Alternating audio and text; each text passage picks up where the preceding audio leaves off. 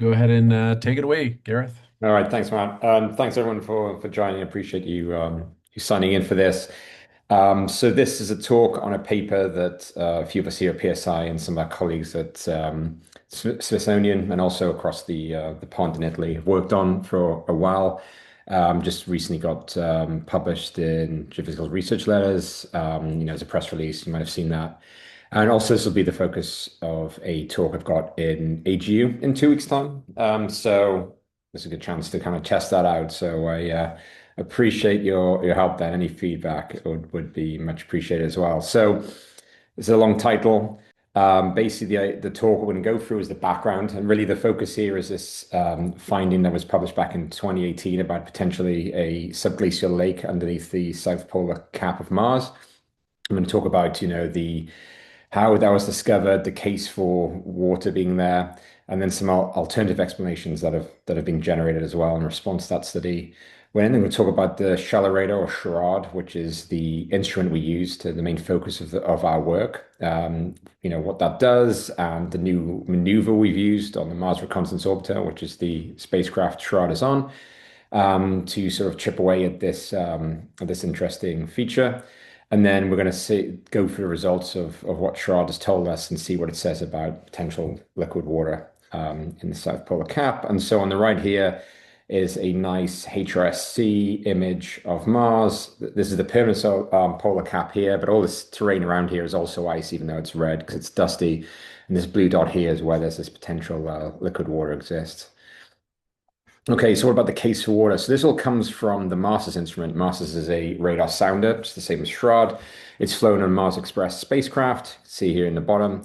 And like radar sounders, it's similar to what we see on Earth as well. They create these radargrams or these radar images. And what you're seeing is essentially like a cross section through the subsurface, whereby pixels here are radar return power, a long track as it goes across a particular orbit, goes over a particular part of Mars.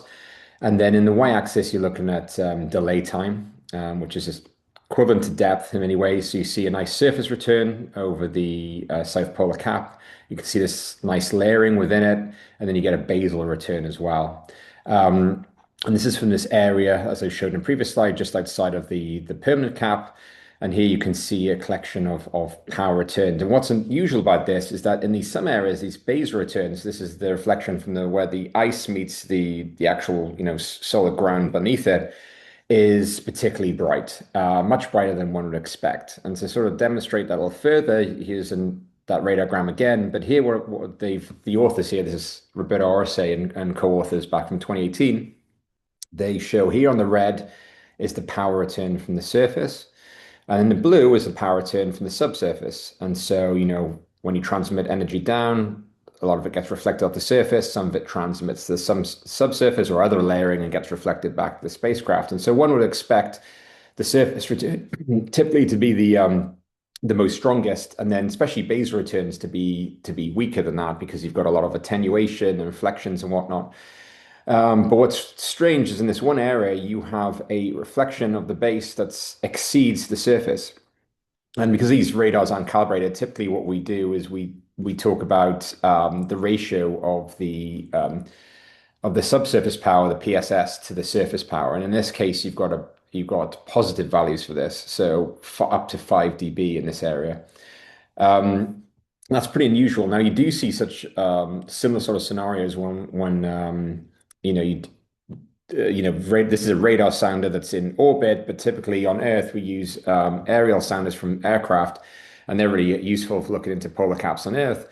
And we do see similar situations, in Greenland and Antarctica. And typically, when this has happened, it's due to the presence of liquid water at the base, and that's because liquid water is incredibly reflective from a radar perspective and can create these really strong reflections. And so the big question here is, what's going on down here? Is it liquid water, or could it be something else? So to investigate this further, Orse et al., in their paper from the science paper in 2018, what they were able to do is they conducted electromagnetic simulations of the SPLD, and they took into account the thickness of the ice, which is about 1.5 kilometers above this, unusual detection. They also considered a range of dust content from 0 to 20%. We know there's dust in it, so it shouldn't be 0, but up to 20% is considered probably the sort of maximum values. And a range of basal temperatures as well, which these are all things that can affect the reflectivity of the radar signal. And when you consider this sort of envelope, related to these variations of parameters, and then you put onto it the medium normalized basal echo, which in this case is around, 3 +3 dB, and you cross it here, you'll see that there's a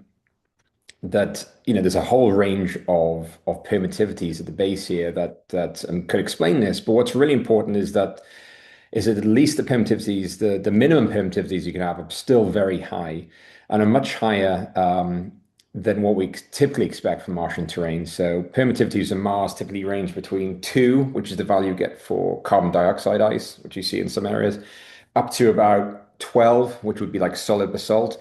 So here we get a minimum of like at least 18, but really if you start considering more realistic values, of dust percentage being at least about 10%, that starts coming up above 20. So much more different than you'd expect from typical Martian terrain. And so, permittivities of this value are consistent with water. And so they put forward their hypothesis that they see a subglacial lake in this region.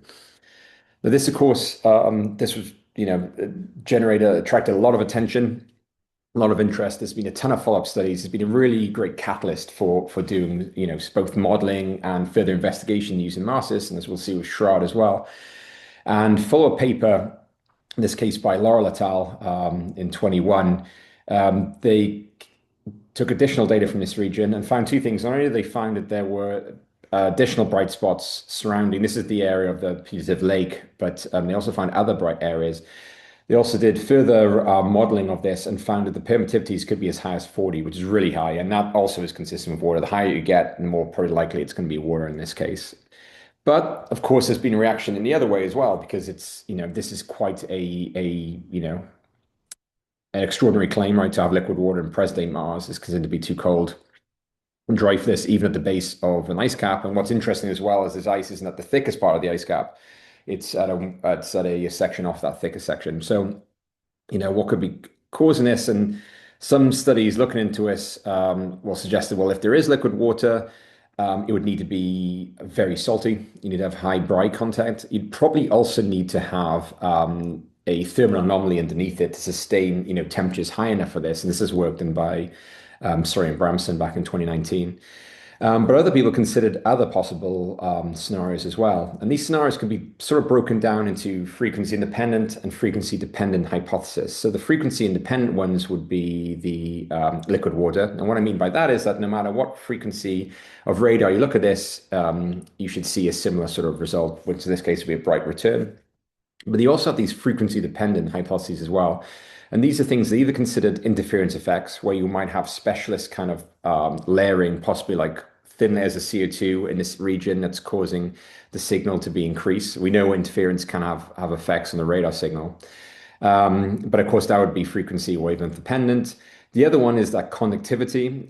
Typically, we don't consider electrical conductivity when sort of looking at Martian terrains, but if one was to consider them, they could also have an effect as well. And so things like saline ice or things like clay deposits, and this has been looked at by both Bearson and also by Isaac Smith here at PSI as well, have suggested that elevated conductivity could cause, high reflections, but these also would be frequency dependent. And so MARSIS does transmit at multiple frequencies, but they are quite close together. And so really, in order to sort of test between these two, what we need to look is at a frequency range that's right outside. Now, fortunately, we have that because the Mars Reconnaissance Orbiter has SHARAD, which is at a higher frequency radar relative to MARSIS. And so by comparing the responses of the two spacecraft, should be able to tell you whether, tease out some of these hypotheses, whether it be frequency dependent or not. But unfortunately, there are some issues here. So to give you a bit of background, shallow radar SHARAD, this is on Mars Reconnaissance Orbiter. It contains a lot of great instrumentation, such as the HiRISE camera, which is the largest telescope to be flown outside of Earth's orbit and generates all those wonderful images we see of the Martian surface. You have other things like context cameras, spectrometer Prism. You have the Mars Color Imager MARSIS as well, which takes global images. But here on the top of the spacecraft, we also have the shallow radar. Here's here are the parameters of it. It transmits at a central frequency of 20 megahertz. Compared to the frequency range of Mars is between 4 and 6 megahertz for the subsurface imaging. So it's much higher frequency. And here's a nice photograph of its antenna that was when it was stored prior to being unveiled, as we reached Mars. Um, and so Shroud creates lovely radargrams. This is similar to what I showed you previously from Mars. This is a North Polar cap. Shroud is a higher frequency and because it's bandwidth, we can see in much greater details in the polar caps. And so North Polar layers, not only do you see the surface return, you see nice structure inside. You also get a pretty clear basal return here. This is where the ice meets the underlying ground. And so that allows us to map out the thickness. Now, when we look at the southern cap, once again, we're seeing nice structures, but there are differences. You have this unusual scattering terrain, but also we lack a basal return in a lot of the regions below the ice cap, unlike the North Polar region. Now, part of the reason for this is possibly due to the differences in the sort of crust in which these ice caps are situated. In the north, this is molar laser telemetry data. The North Polar cap is situated on essentially very flat plains units, and so you get this nice contact, a relatively very smooth. Whereas the South Polar layer deposits are situated on highland, heavily cratered ancient terrain, and so there's probably a roughness component here, which is sort of causing enhanced scattering and reducing our ability to see the basal layer here. And the reason why this is important from this issue is that we have been targeting the region that has this putative lake, but unfortunately we can't see the base there. And if we can't see the base, we can't take a measurement of how strong the return echo is and make direct comparisons with masses, which is what we want to do.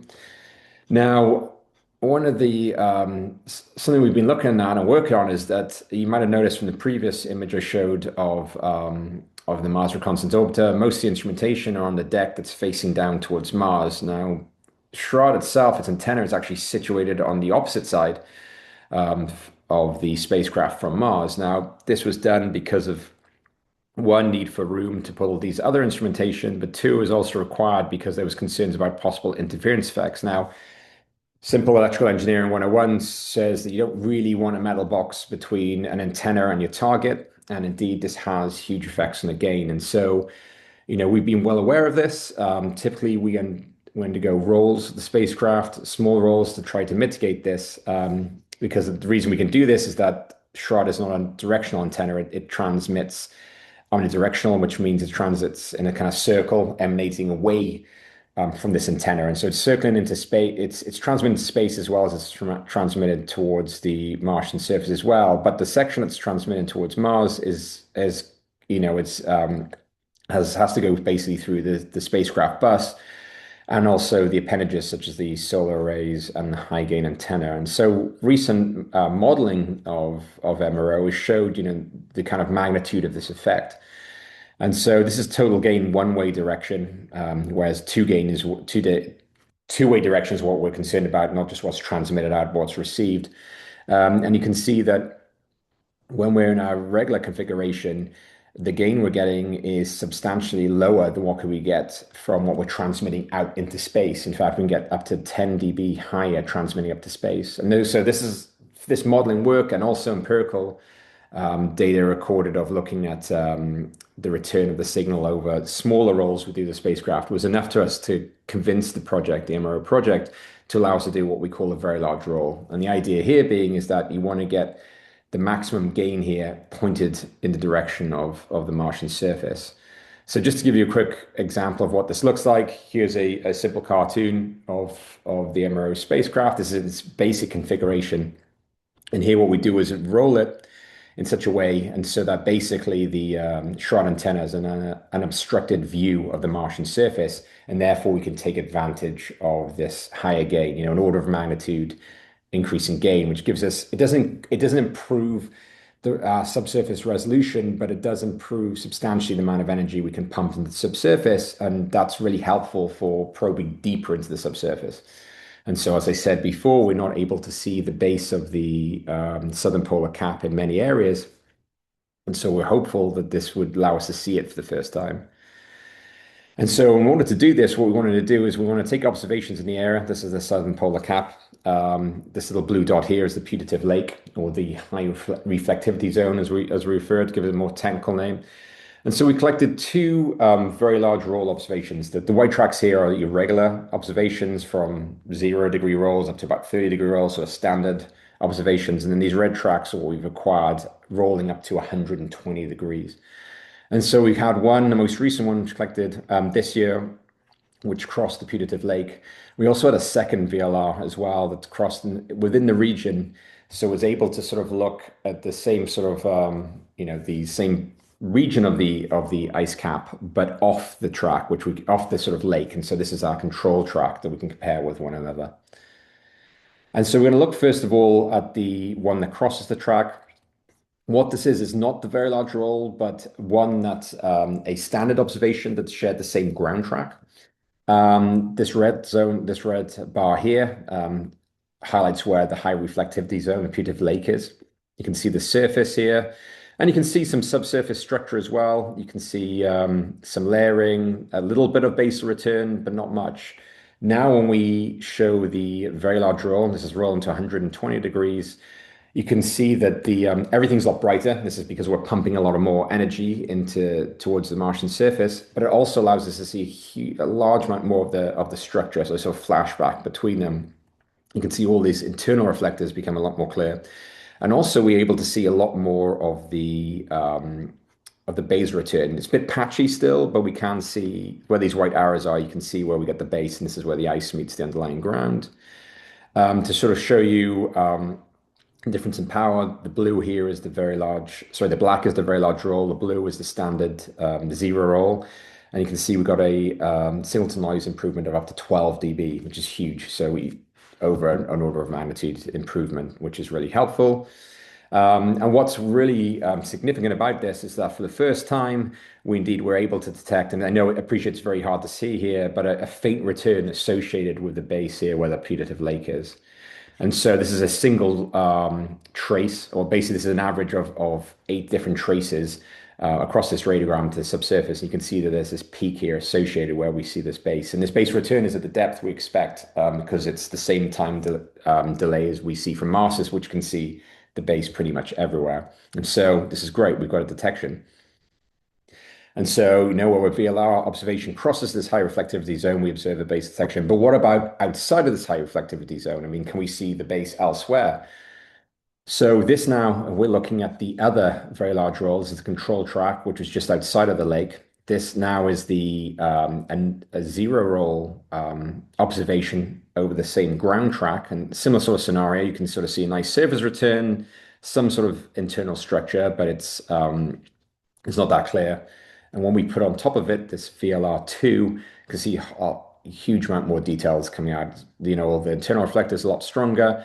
And once again, we see a case of the basal return in areas that we couldn't previously. But what's really interesting is when we look at depths consistent with the lake, I know this is outside of the lake, but look at the similar depths, we don't see a basal return there, interesting enough. And so what this says is that there is a limited areal extent into which SHRAD can see a base return even with these very large rolls. And so it suggests that we agree with Marsus in the case that there's something anomalous about this. The fact that we can only see it right where the lake is suggests that maybe there's something going on. It's unusual. But what does it say about basal permittivity? And as I said before, there's two sort of families hypothesis here. The one is the frequency independent. That's the idea that might have liquid water. If that's the case, then we should see a very strong return in this area, or frequency dependent, which could be other effects as well. So we're going to look first of all at the frequency independent, this high permittivity. And we repeated we actually applied exactly the same electromagnetic model that RSA did in 2018. But this time we put into it the SHRAD observational parameters rather than MARSIS, with the 20 megahertz. We also use the same sort of parameters for the SPLD itself. So, same range of dust content, basal temperatures. Here's that envelope of model results again. But you can see here we've got really weak return. Our base return to surface return, it was only like minus 29 dB, as opposed to positive dBs they got from Mars is much lower. And so when we compare this to the envelope of results that we have, we can see we only have a narrow range of basal permittivity, so this could satisfy around 4 to 4.5. And that sort of permittivity is actually pretty consistent with typical sort of regolith sort of measurements you've got from the moon, something you expect from Mars, especially as this southern ice cap is situated on highland terrain that would have a pretty well-developed regolith. And so if you look at this result alone, it's not consistent with high permittivities one would expect of water. And it's just consistent with a typical sort of subsurface scenario with regular Martian materials. Well, so one thing we could say is, well, could there be a large increase in loss tangent just above this area? When I say the loss tangent is the attenuation of the ice, which is frequency dependent, could be sapping the shroud power relative to areas outside. That seems unlikely because it's kind of weird to have a sudden jump in attenuation. The polar layer deposits have been deposited by horizontal deposition over time, right, to create these layering. So it seems weird to have this jump in attenuation here relative to the next deepest return, which has a similar response. And so one way we looked at this is we considered internal reflectors that cross between these two areas. And we applied a simple plane layer model that had been developed by RSA et al. In 2020 and also Cyril Grima in 22. And if we look at the strength and the relative depths of the reflectors across this area, we find that we have a negligible difference in loss tangent. So one would expect this reflector to have a significant difference in power if this area was more attenuated than this area, and it's not. So that argues that there can be a loss explanation on the ice above this area. So what about these frequency dependent models? Well, we talked previously about electric conductivity, and this is work done by Bearson et al. From 21 paper where they modeled basically to look at the reflected power as a function of conductivity of the basal layer. And here is the Mars's frequencies, and on the red line here is the shroud frequencies. And one can see that for you can get differences in basal. There is quite a frequency shift between Mars's relative to shroud here. But that difference one could expect for a single, if you hold conductivity the same, you get this frequency difference. But the maximum difference in power one would expect is about 8 dB. You can get just from this conductivity effect, whereas in reality, we see over 30 dB difference between what Mars sees and what Shroud sees. So conductivity doesn't seem to explain it either. So to wrap up here in conclusions, by using this very large roll maneuver, we have detected a basal reflector associated in the same region that Mars saw it. Shows this area is indeed anomalous, but our modeling using the same modeling that was applied for Mars shows it's not consistent with the presence of liquid water. This discrepancy between the two radars is also too large to be explained by conductivity properties. And so the typical frequency dependent responses don't also seem to work here. If one was to just take the Shroud result, the reason why we see a signal in this region outside could be explained by differences in roughness. So that's one explanation, but that doesn't explain why Mars sees a bright return. And so really we hope that the work we've done here and we present in this paper provides new constraints that future studies can use to try to reconcile the divergent responses of Shroud and Mars. And I think I'm at the end of time there, so I'll end there, and thanks very much for listening.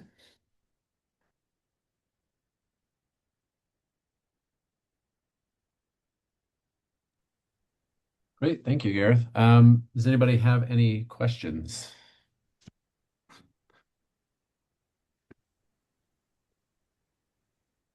Uh, excuse me. Yeah, I have a couple. One, so was this where the liquid water, you know, they thought they might have detected it? Was it at a topographic minimum, out of curiosity? You mean there was a Was sort there? of, oh yeah, you mean like there's some sort of like depression, localized depression? Yeah, yeah. Was there any particular reason, like, regionally to think that there would be water ponding there? Yeah, right. That's a good question. So on Earth, when they do look for subglacial lakes, basically look for many things. One of them is this increased radar power, and there's other things they can do as well. And one of them is sometimes you have the surface signal, I think, which is what you get at Oz, so they can get these depressions. Yeah. So there was a study done, it was in, I think, Nature Astronomy, that looked at the molar data from this area, and they argued that there was a surface anomaly, which they said could be consistent, but it's this feature is only 20 kilometers across. There's certainly nothing that's like Yeah, glaringly obvious. So there right. could be something. And there's also high power returns outside of this lake area as well, and they're quite small, so I don't think you'd necessarily see a molar signal. But yeah, there is something, but it's not sufficient enough that you could say it's a smoking gun for a lake like you see on Earth, because you just don't have the topography data. Right. So part of the reason I bring that up is now that you have this like incredible gain, you know, Hmm. magnification. Yeah. I mean, is there like a plan to target wherever these whatever the lowest region might be underneath wherever you find those anomalies that, if there were a global groundwater system, where you would expect water to pool, right? I mean, that seems Mhm. like a next logical target. Um, but I don't know. I guess part of that then leads into my last question, which is like, how often can you do these very large rolls? I mean, Yeah, yeah, sure. Well, that these are very hard. I mean, we are hoping to do a standardized version of a very large roll about once a month, but to do them at the poles is incredibly difficult. And the reason is that we need to do all the maneuvering when the spacecraft's in eclipse. And the reason is that when you roll a spacecraft, you take the solar rays away from the sun. You also, the cameras and stuff go away from the surface of the planet. So everything has to be done at the spacecraft's night. And that limits us because even when we do this observation at the winter solstice, there still isn't much time to roll out of the observation. You have to take the data, then you have to roll the spacecraft, move its solar rays, do things like that, and that all takes time. And so even as I said at winter solstice, you've just got about just enough time in eclipse to make this happen. And so as a result, we can only take an observation in this region once every 2 Earth years. In fact, and the two tr observations I showed were 2 years apart. Not only that, but within that period, you probably got about 2 or 3 weeks in which the illumination conditions are favorable, and then you've got to hope that the ground track from MRO lines up with these tiny features. So it's really hard to do them. We hope to do more, but it's very limiting. This was the largest area in which masses have seen a anomalous return. So I think it'd be hard to capture some of the other small areas. okay, all right, cool.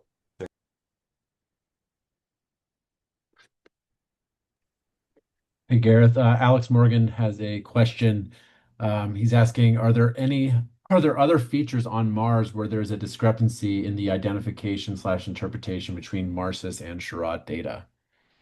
Yeah, that's a good question. I mean, this is the most obvious one because the master signal is so anomalous. Um, but typically where you do see, I mean, it's hard to find because the difference frequencies are always the same.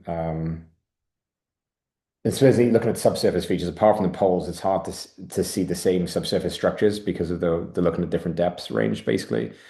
But no, there hasn't been obvious discrepancies I know of. I mean, most of the PLDs look similar, as one would expect. They're both consistent with icy terrains. Also in the Medusa Fossae Formation, where you have both Masters and Shroud studies, they both show low permittivity, so they're consistent there. So yeah, I don't know of any other areas like this where you'd see such disagreements. And even actually the surface return power, when you've made global maps of just, the reflection off the surface of Mars, they both show consistent patterns. So yeah, this is a one example where they're really off. Yeah, if I remember correctly, Stefano's work, especially at the north, the results both between Marsis and Sherrod show very similar results in the basal permittivity. Right, yeah. Yeah. Makes sense. They're both very similar, yeah. Exactly. And to Oz's point, Oz, I think when he asked about the surface depression, I'm trying to remember, but I think there's an uplift pattern there. Like there's a little topographic high somewhere um, closely associated with the where the lake location is.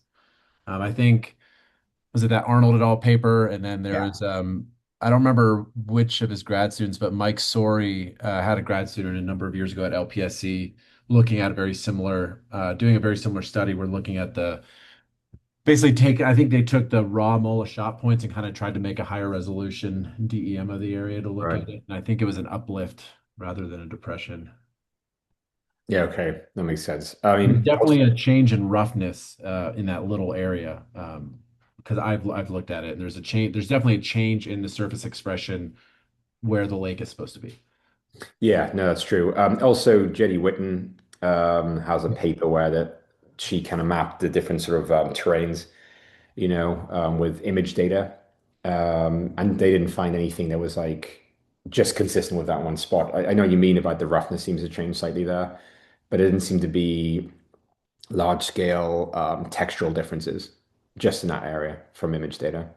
Yeah, and I guess I'll point out that you mentioned in your talk about how Orsay et al. Used, there's ways on Earth that we detect subglacial lakes Yeah. under ice caps, and the methods that Orsay et al. I think in their 2019 paper, maybe it was a Lauro et al. In the 2019 paper, they kind of go through one of these papers and some of these methods, but they end up throwing out a lot of the methods that are actually used to detect subglacial lakes and really focus on with the acuity measurement and one other measurement and kind of ignore the other ones for various reasons. Well, Um, that was a 21 paper, right? yeah, And so yeah, that's true. Well, part of the reason that too is like on Earth, right? You look for topographic depressions on the base where you'd expect water to pond, right? yeah, They argued that they just don't have the spatial resolution, which is true, of their basal map to do that. So that's why they couldn't do it. And the basal acuity is one thing they did, which is you expect there to be variations in the power return associated with water as well. And they did apply that, but the way they applied that is a little different from terrestrial ones, once again, because the resolution wasn't sufficient, right? So it's yeah. apple and apple comparisons to airborne sounders on Earth.